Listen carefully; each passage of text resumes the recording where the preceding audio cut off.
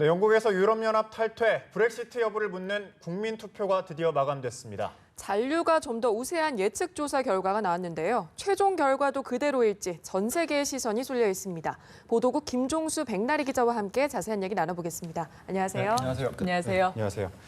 네, 우리 시간으로는 2시간 전인 오전 6시에 이제 투표가 마감이 됐는데, 자, 투표 당일 이제 진행된 여론조사, 잔류가 조금 우세하다는 여론조사 결과가 나왔는데 좀 더 구체적으로 설명해 주시죠. 네, 말씀하신 것처럼 영국 현지 시간으로 밤 10시에 투표가 끝났습니다. 그러니까 네. 2시간 전인 우리나라 시간으로는 오전 6시인데요. 예. 그 10시에 투표가 끝나자마자 그 영국 여론조사 업체가 그 조사를 했던 그 예측 조사 결과가 발표가 됐어요. 그러니까 투표를 하고 나온 그 유권자들에게 어느 쪽을 찍으셨습니까? 라고 물어봐서 그 조사 결과가 나왔는데 잔류 쪽이 52%, 예. 그리고 탈퇴 쪽이 48%가 나왔습니다. 그러니까 4%포인트 차이인데요. 잔류 쪽이 좀 더 우세하게 나온 거죠. 이 조사는 유권자 5천 명을 대상으로 이루어졌고요. 밤 10시에 투표가 끝나자마자 이제 발표가 됐습니다. 이 조사 결과에 사실 다들 촉각을 곤두세우고 있었거든요. 공식 출구 조사 예. 결과가 없었기 때문에요. 또 다른 여론조사 기관 입소스모리에서 발표한 조사 결과를 봐도 그 잔류 쪽에 표를 찍었다는 유권자가 54%, 그리고 탈퇴 쪽에 찍었다는 쪽이 46%, 그러니까 8%포인트 차이가 납니다. 그러니까 두 개 여론조사 기관에서 조사한 게 모두 잔류 쪽이 좀 더 우세한 쪽으로 나온 거죠. 네, 말씀하신 것처럼 공식적인 출구 조사는 없었지만 이 여론조사 업체 예측 결과가 좀 잔류가 우세한 걸로 나왔잖아요. 표심이 잔류 쪽으로 쏠린 이유는 뭐라고 봐야 할까요? 지금 이렇게 탈퇴파와 잔류파가 그동안 치열하게 경쟁하면서 싸웠던 이유는 이제 잔류파는 경제가 중요하다. 우리 영국에 지금 투자하는 기업들은 영국만 보고 오는 것이 아니라 이 5억 명으로 이루어진 그 유럽연합 단일 시장을 보고 오는 것이다. 그러니까 남아야 한다. 그러니까 경제, 일자리가 중요하다라고 주장을 해왔었고요.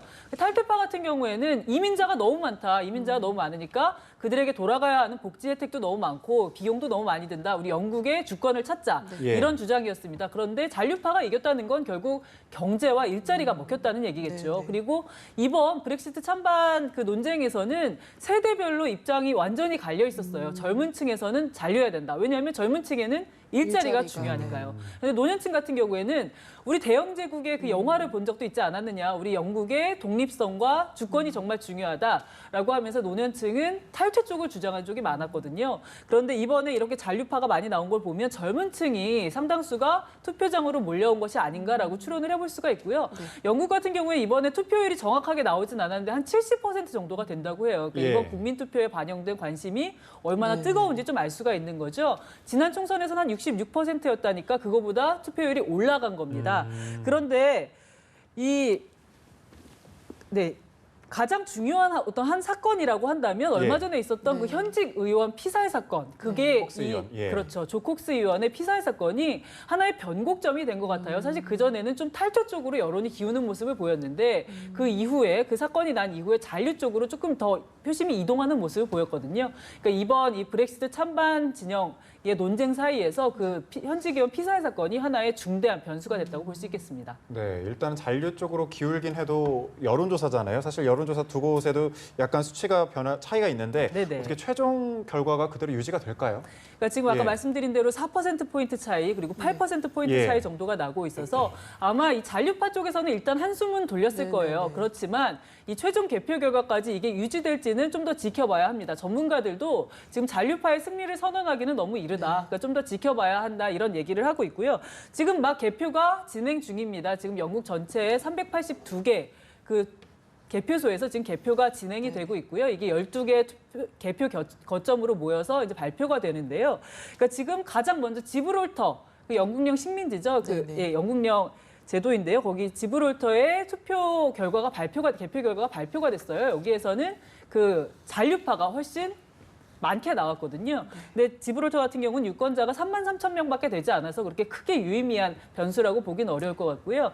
이제 조금 있으면 한두 시간 뒤에는 그 선거구 유권자 수가 수백만 명에 달하는 대형 선거구들의 그 개표 결과가 발표가 될 테니까요. 그때쯤이 되어야 좀 윤곽이 나올 것 같고 한국 시간으로는 한 오전 10시, 이르면 오전 10시 정도의 윤곽을 알 수 있을 것 같고 그리고 만약에 이게 좀 실제로 뚜껑을 열어봤더니 초박빙으로 간다라고 한다면 최종 결과는 한 오후 3시 정도나 돼야 좀 알 수 있을 것 같습니다.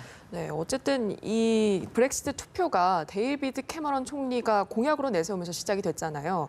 이 캐머런 총리가 잔류를 강조해 왔는데 지금 예측 조사대로 유지가 된다면 지금 캐머런 총리는 좀 안도의 한숨을 내쉬고 있을 것 같아요.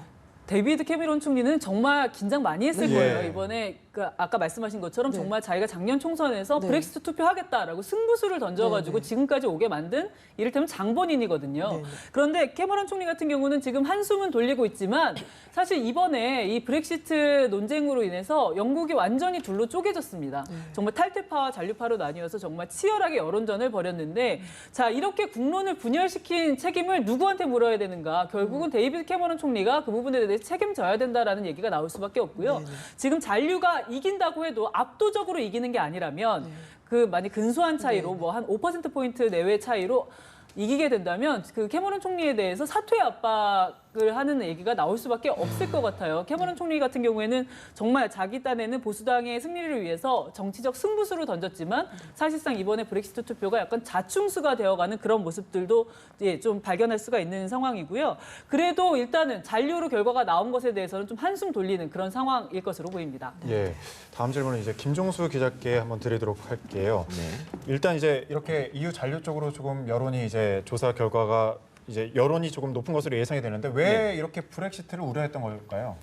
네, 예. 브렉시트에 대해서 가장 우려했던 거는 영국과 EU. 영국이 전 EU에서는 독일 다음 두 번째, 또 세계에서 5번째 큰 경제 대국인데요. EU와 영국 간의 경제 관계가 끊어진다는 데 대해서 가장 큰 걱정을 하고 있는 거죠. 실제로 영국 수출의 약 38% 정도가 EU 쪽으로 가고 있습니다. 그런데 이 EU로 가는 수출을 제품이나 서비스를 생산하는 그 인력이나 자본들이 모두 영국 것은 아니죠. 예. 지금 이미 전체 유럽이 한 나라처럼 움직이기 때문에 많은 인력들이 유럽 인력들이 영국에 와 있고 많은 유럽 자본들이 또 영국에 진출해 있습니다. 네. 이걸 통해서 각종 상품과 서비스가 생산되고 이게 유럽으로 가는 건데요. 이 관계가 끊어지는 거죠. 완전히 수출이 중단되는 건 아니지만 지금 한 나라처럼 팔던 것이 이제는 국경을 넘으면서 관세도 물어야 하고 각종 비관세 장벽에도 노출이 될 겁니다. 당연히 양측 간의 교역이 줄어들 수밖에 없을 겁니다. 이 브렉시트가 되게 되면은 앞으로 2년 정도 안에 영국의 GDP가 한 3.6% 정도 줄고 집값이 10% 정도 떨어질 것이라는 예측이 바로 이런 데 근거한 건데요. 예. 더 큰 분야는 금융입니다. 런던은 뉴욕과 더불어서 세계 금융의 양대 허브죠. 네. 오히려 미국보다 외국에 대한 대출 비중은 더 높고요. 세계 교역을 지탱하는 항공이나 해운보험, 재보험의 중심인 로이드 보험조합, 세계 보험의 그 자체죠. 이런 것들이 런던에 위치해 있습니다. 그런데 만약 런던이 이제 더 이상 외국 금융인이나 경제인들이 들어가기 위해서 입국 심사를 매번 받고 비자도 받고 이런 지역이 된다면 더 이상 금융허브로서의 위치를 고수하기는 어려울 텐데요. 실제로 영국 최대 금융그룹인 HSBC 같은 곳들은 브렉시트가 된다면 본사를 유럽으로 옮길 수 있다. 이렇게까지 이야기를 하고 있었습니다. 백 기자님, 일단 네. 예측 조사 결과처럼 이 잔류로 결론이 난다면 브렉시트 공포로 인한 불확실성이라고 해야 될까요? 그 불확실성은 좀 제거가 되는 거네요. 네, 이 브렉시트 우려 때문에 세계 경제도 그렇고 영국 경제도 그렇고 네네. 어떤 먹구름, 공포로 인한 먹구름이 드려져 있었던 게 사실입니다. 그런데 잔류 쪽으로 결정이 난다면 이 불확실성은 일단 제거가 되는 거겠죠. 그렇지만 영국이 잔류로 결정이 난다고 해서 숙제가 다 끝난 게 아니에요. 이제 아까 국면 분열에 대해서도 말씀을 드렸지만 지금 만약에 탈퇴 쪽으로 결정이 나면 이 스코틀랜드나 북아일랜드가 독립을 추진하려는 그런 움직임이 있었거든요. 근데 일단은 이 부분은 이제 좀 안정이 되는 거죠. 그 독립을 추진해서 이제 영국을 축소시키는 리틀 잉글랜드만 남게 되는 그런 상황들은 좀 벗어나게 된 건데요.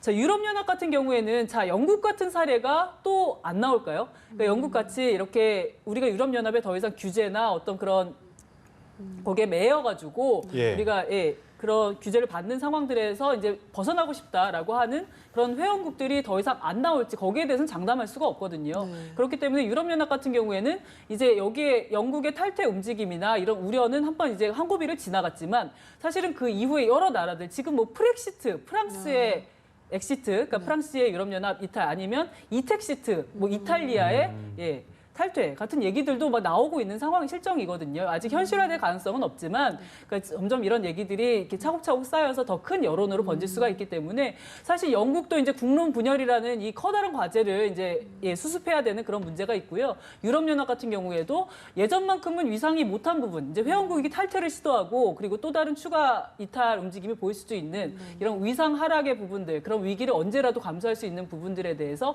생각을 하지 않을 수 없는 시점이 됐습니다. 네, 사실 이제 살펴봐야 될 게 우리 경제에 미치는 영향을 살펴봐야 될 텐데 네. 만약에 브렉시트가 결정이 된다면 우리 경제는 어떤 영향을 미치게 됩니까? 네, 사실 우리나라가 가장 영국하고 관련이 있다면 이제 수출 문제를 먼저 얘기하지 않을 수가 없는데 사실 수출 비중이 생각보다 그렇게 크지 않습니다. 예. 한 1.5%에서 2% 정도이기 때문에 직접적인 타격이 크게 나오는 건 아니죠. 어제 유일호 경제부총리가 브렉시트 상황 점검 회의를 하면서 당장 직접적인 충격은 크지 않을 것이다라고 말했는데 예. 뭐 그 근거도 여기 있습니다. 그렇지만 그건 굉장히 아주 조그만 범위에서 본 것이고요. 실제로 우려할 부분들이 많이 있습니다. 영국 이 브렉시트가 이루어지면 영국뿐만 아니라 EU도 당연히 통화 가치가 떨어지고 경제가 예. 상당히 부진해질 수밖에 없을 텐데요. 우리 전체 수출 중에서 EU로 가고 있는 부분이 한 10% 가깝습니다. 그 부분들이 다 영향을 받을 수밖에 없고요. 또 중요한 건 중국이라는 중간다리 때문인데요. 우리나라 전체 수출의 30% 가까이가 중국으로 향합니다만 이 중에 90%가 각종 설비라든가 부품, 소재 같은 중간재입니다. 중국은 그런 거를 가지고 물건을 만들어서 자기네 수출 물량의 약 17% 정도를 유럽으로 보내고 있거든요. 만약에 유럽 시장이 그렇게 위축이 된다면 중국의 수출도 줄 것이고 우리가 직접 유럽에 수출하는 것만 주는 게 아니라 중국을 중국까지. 통해서 가는 예. 것까지 이중으로 줄게 되죠. 그리고 세계 3대 경제권 중에 중국과 EU가 모두 안 좋다면 당연히 세계 경제는 더 가라앉을 것이고 나머지 지역의 수출이나 이런 사정도 상당히 안 좋아질 겁니다.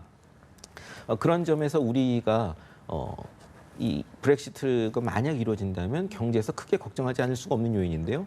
그저께 한국은행 이주열 총재도 경제 동향 간담회에서 이야기를 했지만 하반기 경제에서 브렉시트 또 미국의 기준금리 인상 이런 것들이 우리 경제가 직면하고 있는 가장 큰 불확실성입니다. 네, 우려해야 되는 상황인 것 같은데요. 네. 우리나라뿐만 아니라 전 세계 금융시장이 지금 다 우려를 하고 있지 않습니까? 그렇습니다. 이 브렉시트라는 결론이 내려진다면 전 세계 금융시장에는 어떤 영향이 있을까요? 뭐 세계를 보기 전에 우리부터 봐야 될 텐데요. 네네.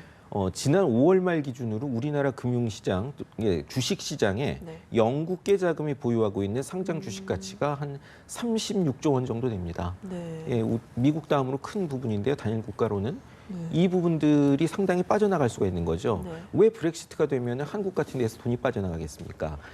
아까 말씀드린 대로 영국의 경제 사정이 상당히 안 좋아지면 당연히 영국의 파운드화 가치가 떨어지겠죠. 그리고 전 세계적으로 경제 혼란이 일어나는 만큼 투자자들이 이런 통화 같은 불안한 자산보다는 안전한 자산을 선호할 겁니다. 안전한 자산을 선호하기 위해서는 신흥국의 주식 같은 불안한 자산들을 처분할 수밖에 없는데요. 그렇다면 우리나라 같이 어느 정도 경제는 되면서 돈을 빼나가기 쉬운 금융시장에서 주식이나 채권 같은 금융자산을 파는 것이 가장 먼저 취할 수 있는 그런 선택의 대안이 될 겁니다.